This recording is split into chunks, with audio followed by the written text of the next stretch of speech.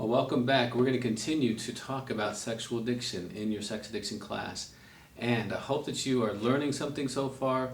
I know that at times it seems like we're just pushing through stuff. I want to encourage you that that's okay. And if you ever feel like, you're getting information overload or you don't want to really spend some time on a quote, just push the, pause button on your DVD player or on the internet and just take a break. Because I know that as we're going through quote after quote sometimes in the academic portion of this class, you're going to find that it's kind of sometimes little, kind of like a lot of information all at once. Sometimes information overload is the worst way to learn a subject. And so you may want to take breaks, and I encourage you to do that as we're kind of moving into another discussion here on the cycles of sexual addiction. And I want to first of all discuss with you why I think it's good to have some models about this. Because again, having a language that you can identify with your client, what they're going through, helps them. And the better the language fit to their experience, the more likely they are to connect with you, trust you, and feel like in some way you are able to validate their experience, validate what's going on with them, and that gives them a sense of safety and comfort that you might know what you're doing, you might be able to help them. And let me just tell you, my clients have repeatedly said that as I've given them language to understand what they're going through, that has meant so much to them that I understand.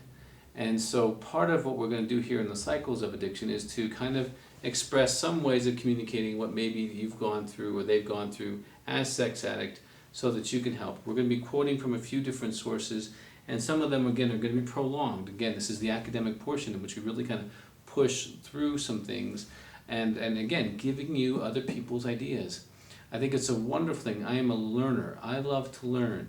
Even in preparation for this class, I know I've read well over, I probably read well over 80 plus journal articles. Some of them I've read before. I've read several books. Some of them I've gleaned through before. And I just love learning. And I hope as a clinician you love to learn.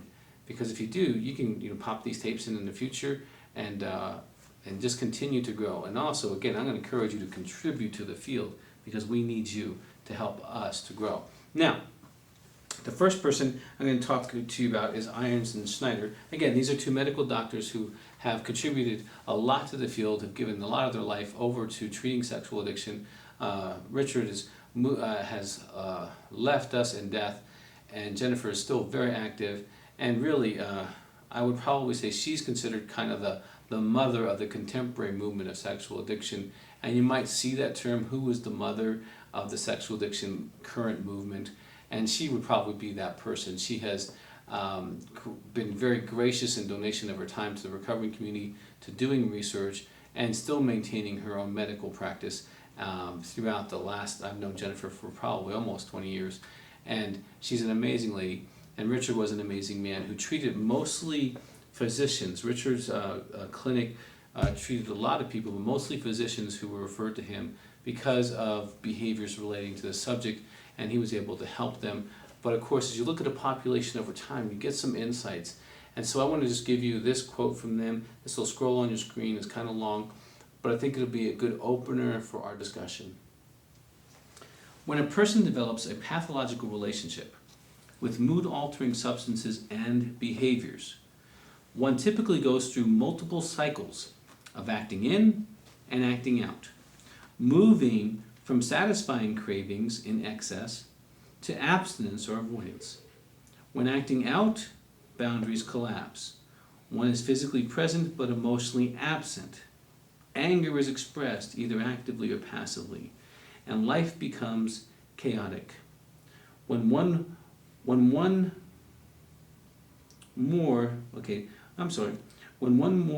to the opposite extreme and acts in, boundaries become rigid. One becomes physically or emotionally isolated from others, experiences fear and anxiety, and finds life dull and empty. One then moves from acting in to acting out, from being in control to being out of control. Increasingly polarized extremes intensify the pain and the suffering. Now, this is a good place for us to start because in your clinical dialogues with a sexual addict, you're going to have to probably be able to help them define this movement of moving out of control acting out in their sexual addiction, whether that's self-behavior involving others, affairs, prostitutes, one-night stands, homosexual behavior, whatever their particular pattern of out-of-controlness is, okay, that they're probably pretty clear on delineating. They can tell you, listen, when I act out, it starts here, and here's kind of my pattern, here's what I do, here's how I pick up, hook up, get on the internet or whatever, this is my particular flavor of addiction, this is what I like to do, this is about how often I do it, and these seem to be some of the triggers that maybe move me to that, maybe stress or fear, anxiety, someone being mad at me, rejection, whatever. Some of the emotional states that move them towards that. They might have some real insight into that, but few will have immediate insight into the acting in pattern. What happens when they splurge over here that moves them back into this other place of almost being very rigid, very tight, very controlling? I'm not going to look at any TV, I'm not going to do this, I'm not going to do that. And there's this acting in thing. They won't have sex maybe with their spouse, maybe they have the anorexia form, they deprive themselves from that intimacy with their spouse. And so now they're on the acting in side. This side will really be helpful for you to understand with them. And it kind of goes like this. We'll use the proverbial Joe throughout our discussion. Okay, Joe's sitting down with you, and he identifies himself as a sex addict. He says, Dr. Weiss, I know I'm a sex addict, and here's what I've been doing, and he can clearly delineate his acting out. But as I look at his patterns, and they're kind of weeks or months or days apart, I kind of go, Joe, tell me about the other days. Tell me what's going on when you are not acting out. Are you critical at home? Are you neglectful of responsibilities? What's the inside of this pattern for you? Do you cut yourself off from social things on the inside? Do you beat yourself up with guilt and shame? What is the inside of your acting out? Because sometimes when they can identify that they're starting to act in, they need to get that back in balance, because sometimes it's almost like, I don't know how to say this, but it's kind of like when they start pulling further in, the further they go in, there's a place on this continuum of moving in, and they put themselves so in pain, maybe they're not touched, they're not connecting, they're not being validated, they're not seeking validation, and that puts them in emotional pain, and that moves them into, I need to be affirmed, connected, or beheld, and they'll go over to their addiction and act out. And so one of the ways you can help them as a clinician is understanding their cycle of what is the in cycle for them. And this may take you just some notes and having them even go do that for homework and say, you know what, Joe, I want you to go home after our session today, and I want you to describe, the days after, the day after, the days after, the month after, because some people, they act out months apart on their binge cycle. And you say, what does that look like? What does that inside look like? And see if you can help me, Joe, to try to define that point for you that moves you into enough pain that makes you want to start seeking this other acting out behavior. Because if we can find this pin, if we can find this tipping point for you, we can try to maybe stay further away from that as one of the strategies to stop breaking this cycle that Irons and Snyder are talking about, from acting out to acting in. If we can, of course, we want you to stop the acting out behaviors, but if your acting in behaviors are moving you towards enough pain to move you in this direction, then we also, as clinically responsible people, have to start identifying the acting in stuff so that we know how to help you over here.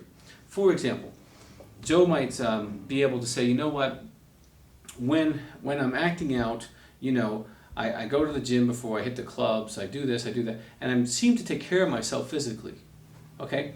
I groom better, I'm wearing cologne, I dress a little better, and when I'm on the cruise kind of pattern, okay?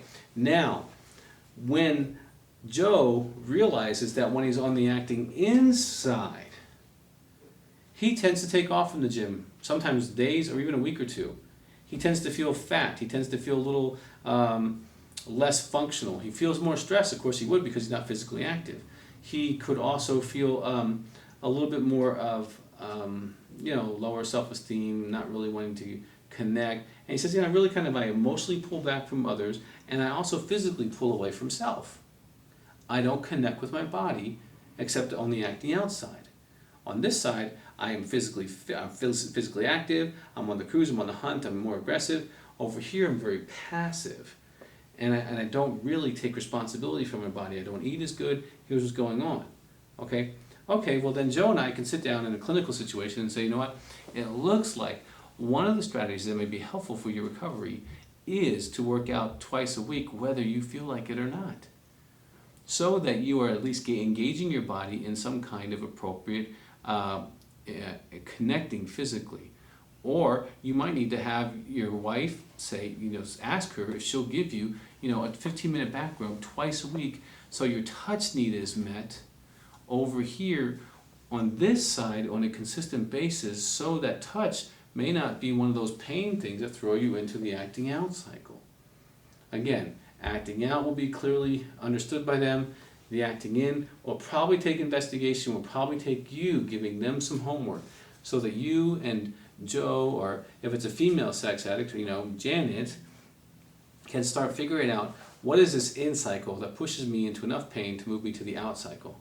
I think that's a very, very helpful thing that Snyder and Irons bring to us, and we want to continue.